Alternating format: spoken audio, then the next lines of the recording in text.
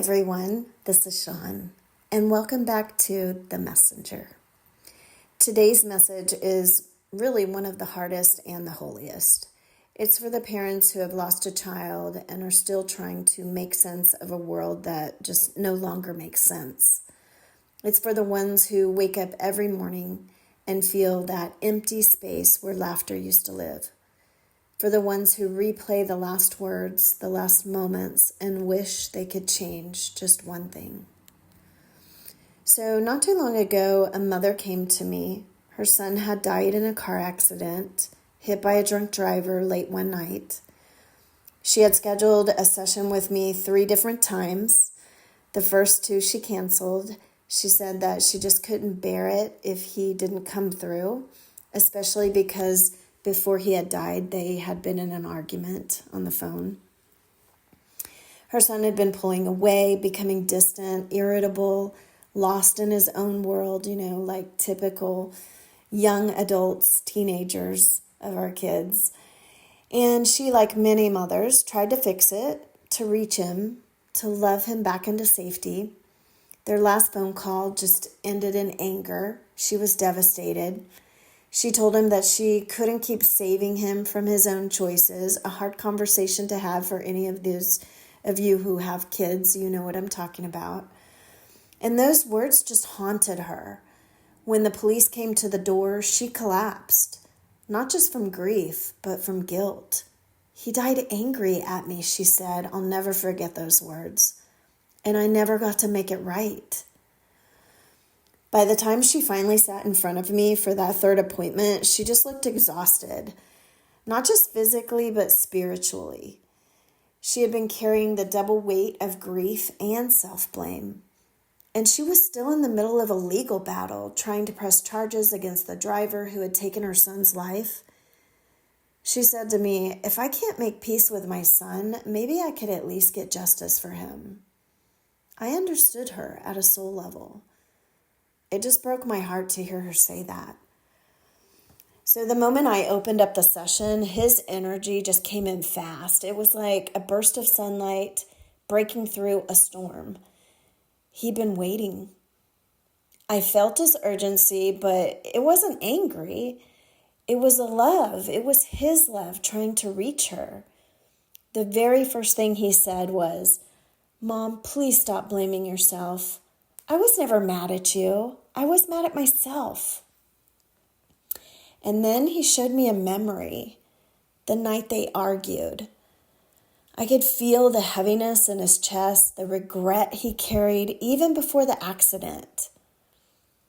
He said to me, "Tell her I knew she loved me. I was just too lost to receive it." Oh, my heart just broke for her.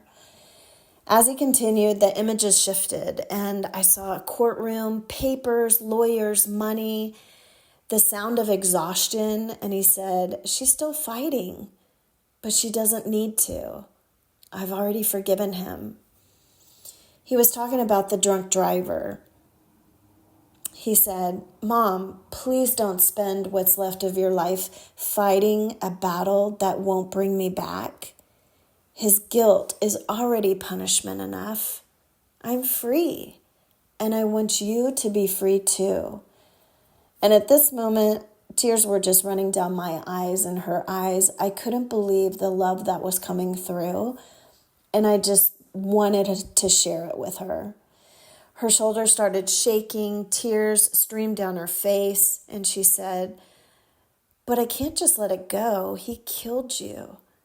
Doesn't that deserve justice?" You'll never believe what his answer was. It was soft but clear. "Forgiveness is justice, Mom. It's the kind that sets us both free." He showed me an image of her heart wrapped in barbed wire, the guilt, the anger, the endless what ifs, and he said, "She doesn't realize she's punishing herself more than anyone else could." I knew what he was saying, and she could feel it. That moment, something in her just cracked open. It was like the grief exhaled. The fight, the court case, the money she didn't have, the nights she spent reliving it. All of it suddenly felt heavy, but in a different way. And she whispered, "He's forgiven me?" And I told her, "Yes, completely. He forgave you before you ever asked. And now he's asking you to forgive yourself." You could feel the presence of angels in my office that day. The kind that arrive when a soul finally stops running from its own pain. And I thought about how losing a child is unlike any other loss. It's not just grief, it's the unraveling of identity. You don't just lose them, you lose the part of yourself that knew how to breathe without them. Parents who lose children often carry this invisible guilt, the belief that they should have protected them from everything, even fate itself. But some things, honestly, belong to God, only to God. I looked at her and I said what her son was still saying through me. "You've carried enough, Mom. You fought hard enough. It's time to rest now. Give what's too heavy back to God." That's what forgiveness really means. Forgiving it up to the one who can hold it. Her breathing slowed. The tears softened. She whispered, "I was crying too." "Then let him handle it," she said. And I swear, the air in the room that day changed. Her son's light grew brighter, not because he needed saving, but because she finally did. And before we closed, he said one more thing. "Tell her I'm proud of her for showing up this time. Tell her she doesn't need to earn my love. She already has it. Every time she laughs again, every time she chooses peace, that's how she honors me." And that's when I realized this wasn't just about forgiveness. It was about faith and trusting that love is still alive, even after the unthinkable.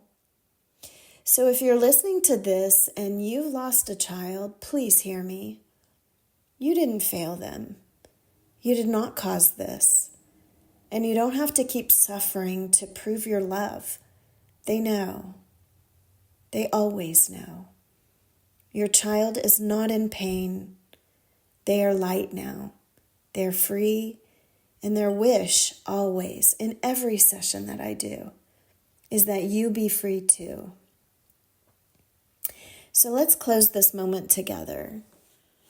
Close your eyes, deep breath, and listen to my words. God, hold the parents who are still fighting, the ones who lie awake at night wishing they could rewrite the story, the ones who can't stop searching for someone to blame, including themselves. Wrap them in your mercy. Help them release the battles they can't win and find peace in the love that never dies. May their hearts rest tonight, knowing their children are safe, whole, and waiting for them in the light. Amen. And so it is. If this message spoke to you, please know that you're not alone. If you need a deeper message, a personal connection, a sign, a conversation with the soul you love, I'd be honored to hold that space for you. You can book a private session with me through the link below. And if this message touched your heart, please take a moment to subscribe to my channel and share the messenger with someone who might need it. Every like, comment, and share helps the messages reach more hearts who are searching for peace. Thank you for listening. Thank you for healing. And thank you for letting me be the messenger today.